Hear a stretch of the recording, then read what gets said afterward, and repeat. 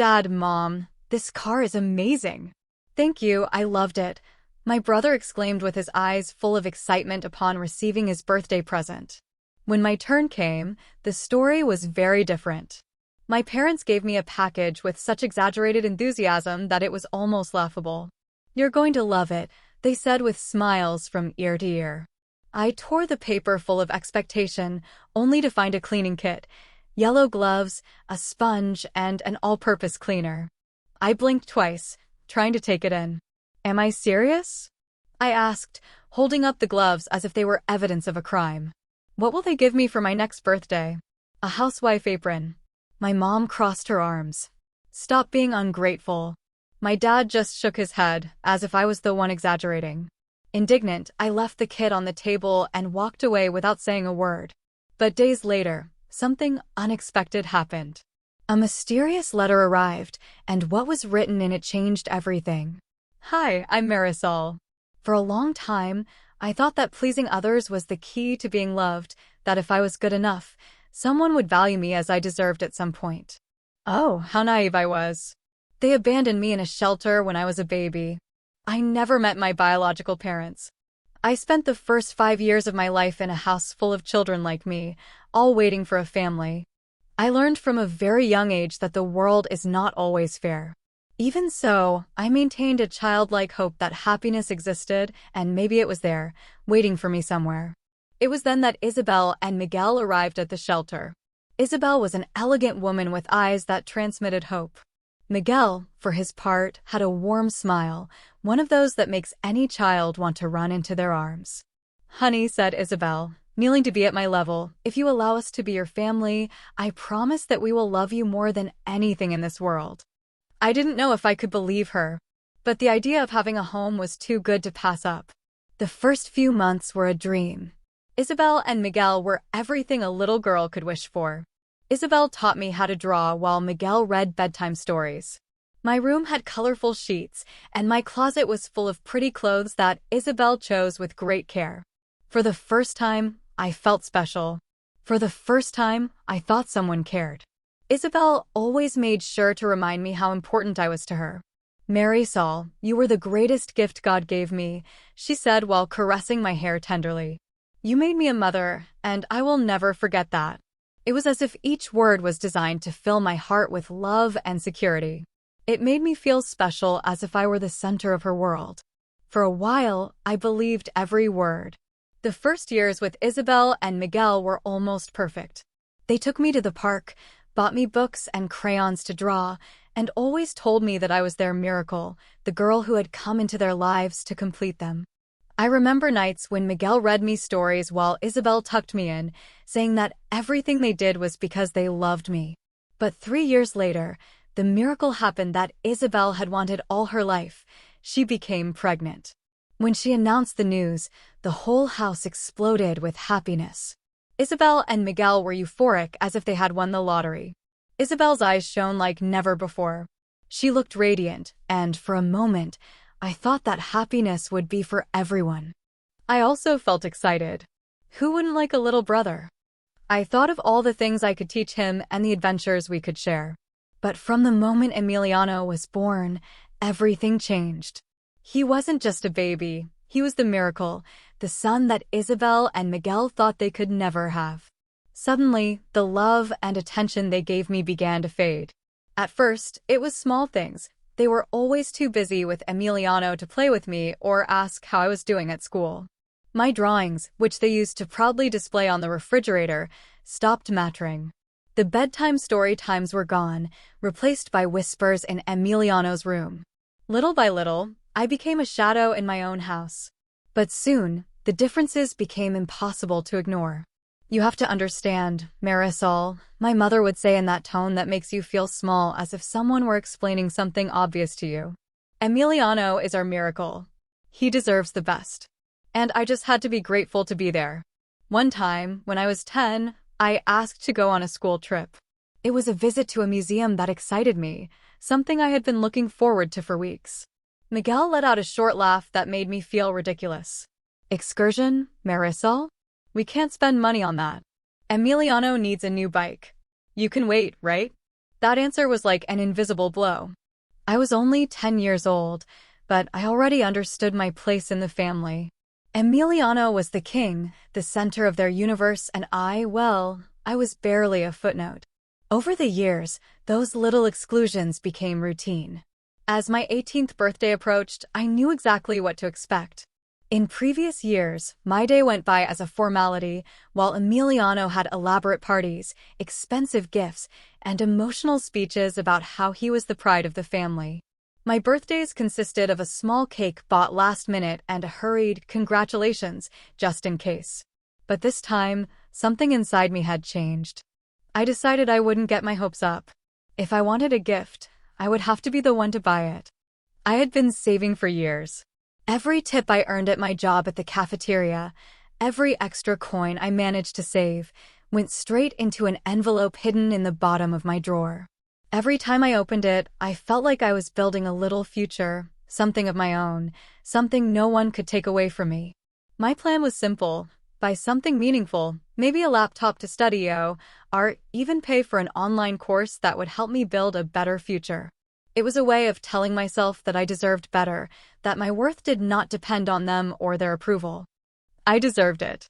On my birthday, I woke up early, determined today would be the day I would finally give myself the gift I so deserved. I opened the drawer where I always kept my money and nothing. The envelope was not there. I checked everything, convinced that I had put it somewhere else. I looked in boxes, drawers, and even in my backpack where I sometimes kept important things. Nothing. My heart began to race, and a suffocating feeling took over me. I was sure that the envelope had been there the day before. Then a terrible idea began to take shape in my mind, one of those that you don't want to believe, but you know it makes sense. I went to the living room where my parents were and stood in front of them. My money disappeared, I said, trying to stay calm. Someone took the envelope that I kept in my room. My mom looked up with an expression that mixed feigned surprise and disguised disdain. What about honey? You surely lost it. You know how absent-minded you are. I didn't lose it, I insisted with the firmest voice. The money was there yesterday. Then Emiliano, lying on the sofa with the cell phone in hand, let out a mocking laugh. He didn't even try to hide it. That's why. He gave me that cynical smile that always made me want to scream. Our parents used your money to pay for the new car they bought me. Motionless, I felt the air escape from me. What? My dad, who until that moment had been silent, tried to intervene, but the guilt was evident on his face. Marisol, we were going to tell you, but Emiliano rented the car to go to school. They stole my money for that? My voice came out so loud that even Emiliano put down his cell phone for a moment. Don't say it like that, Isabel replied, using that condescending tone that always managed to make my blood boil. You weren't going to use that money now, and we thought it would be a good idea to invest it in something for the family. Family? I blurted out bitterly. That car isn't for the family. It's for Emiliano. And what do I gain from this? Isabel and Miguel exchanged glances, like accomplices lining up the next lie. Then, as if it were a brilliant solution, Isabel disappeared into the kitchen and came back with a small package in her hands. We have a gift for you, she said, forcing a smile. I took the package while rage boiled inside me. I tore the paper carelessly, hoping against all logic that it was something significant, maybe something that would show that they cared. But what I found was a cleaning kit, bright yellow gloves, a new sponge, and an all-purpose cleaner with a citrus smell so strong that it seemed to be mocking me. For an instant, I thought it was a joke.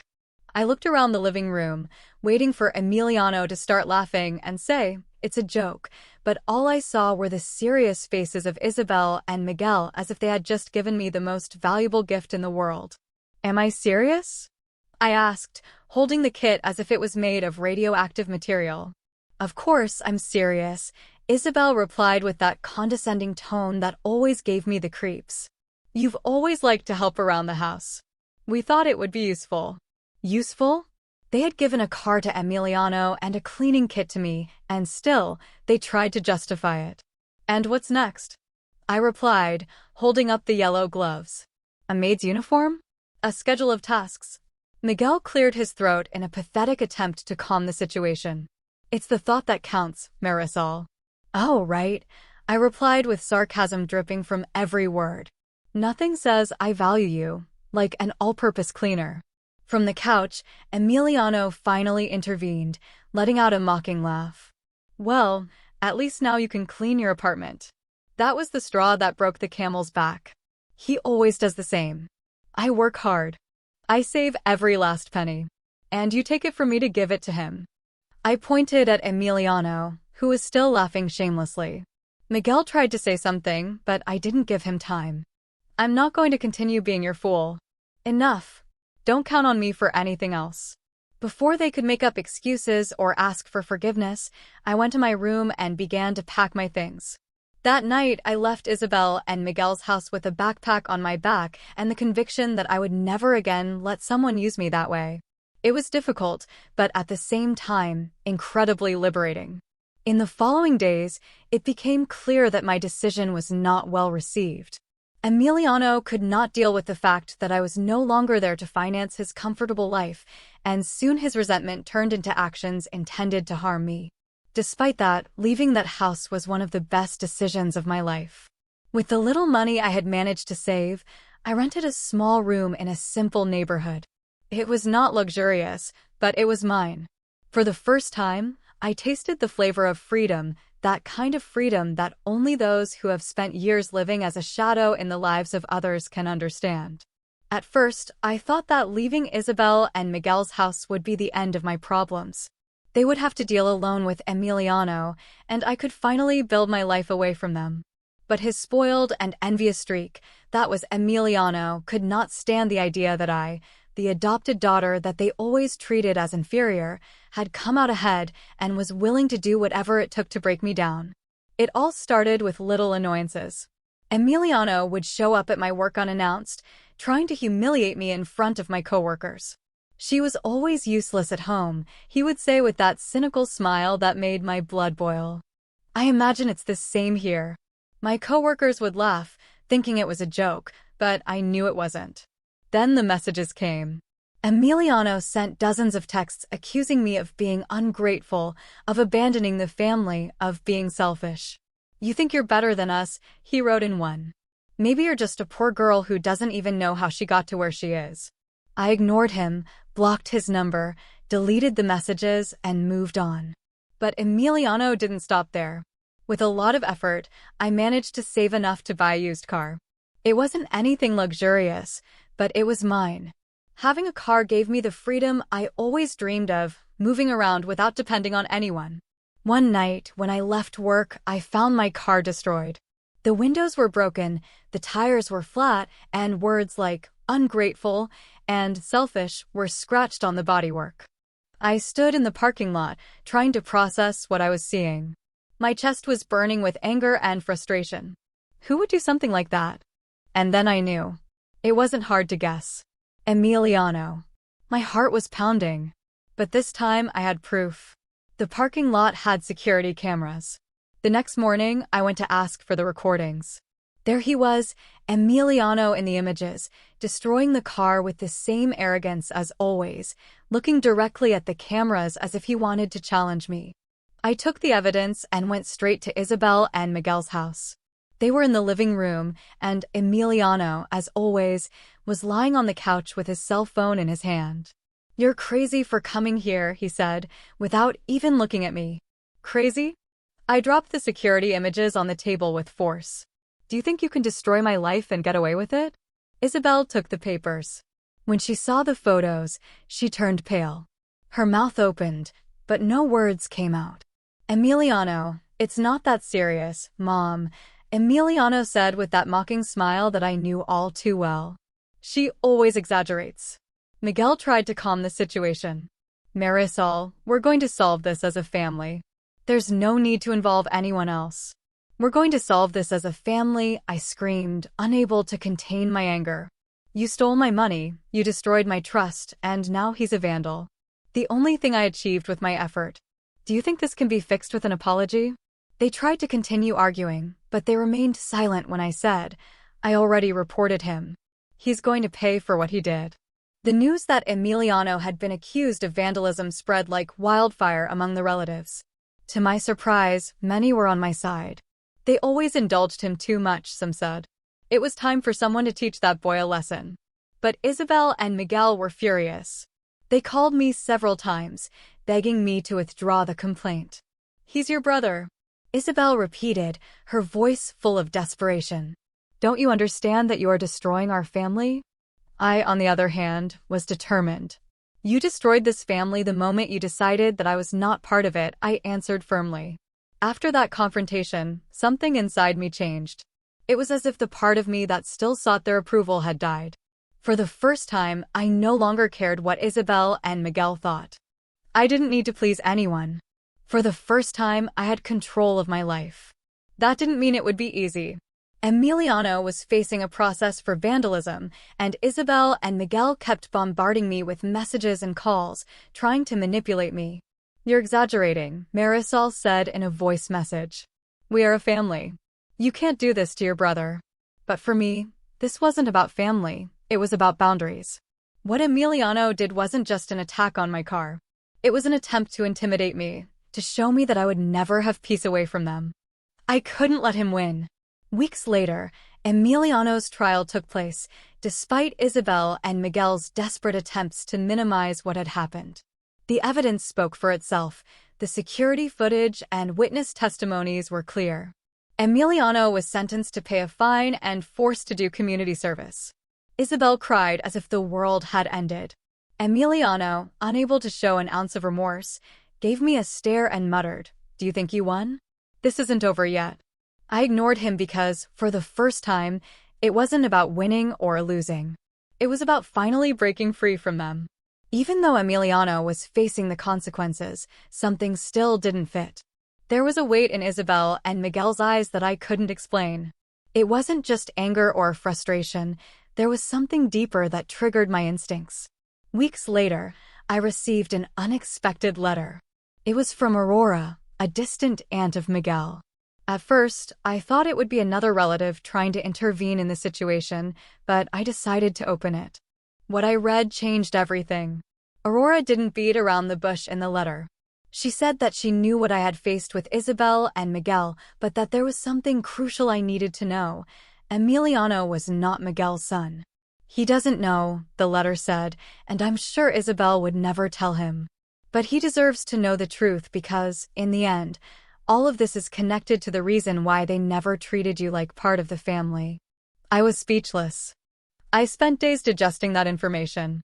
Every detail, every memory of how they had treated me, started to fit together differently. Aurora mentioned that Isabel had had an affair with a man named Raul, an old family friend, shortly before she got pregnant with Emiliano. I needed to know more. When I contacted Aurora, she confirmed everything. Isabel believed she was sterile, but during her relationship with Raul, she got pregnant. It was then that she discovered the infertile one was Miguel. She didn't want to lose her marriage, Aurora explained. Miguel always wanted to have children, and Isabel knew he would never accept the truth. So she lied, said the pregnancy was a miracle, and decided to raise Emiliano as if he were Miguel's son. Aurora revealed something that made everything fit. Isabel treated Emiliano like the center of her universe because she felt guilty for hiding the truth from Miguel, guilty for lying about Emiliano's identity. Emiliano was a living reminder of her betrayal, and Isabel tried to compensate by giving him everything. And I was just a distraction, an adoption made before the miracle to fill Isabel's void.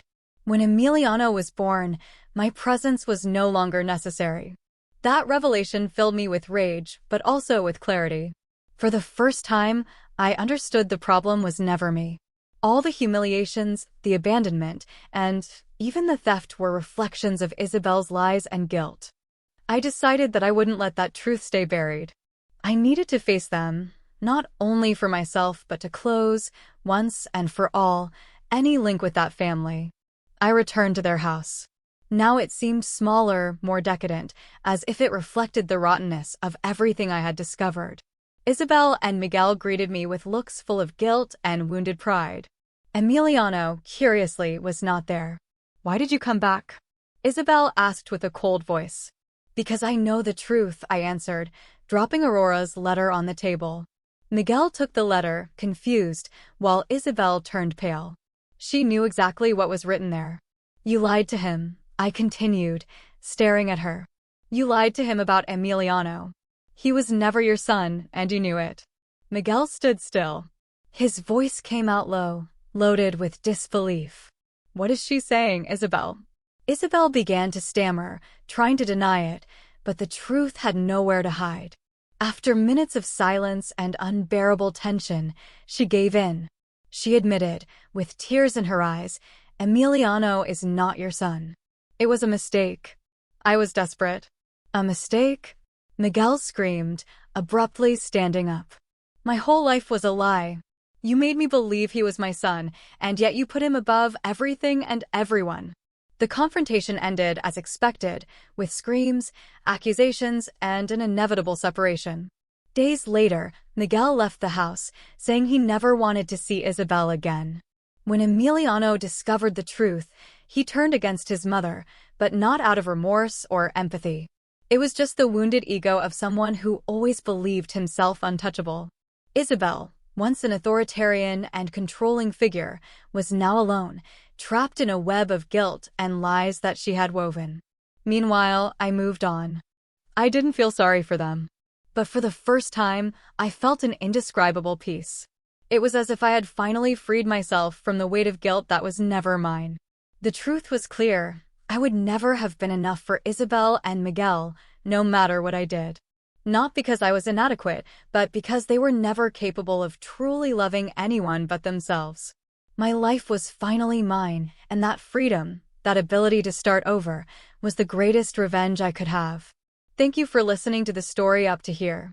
Now I would love to hear what you think about this story. Leave your comment below, share your impressions and opinions, and subscribe to the channel to stay updated with upcoming stories.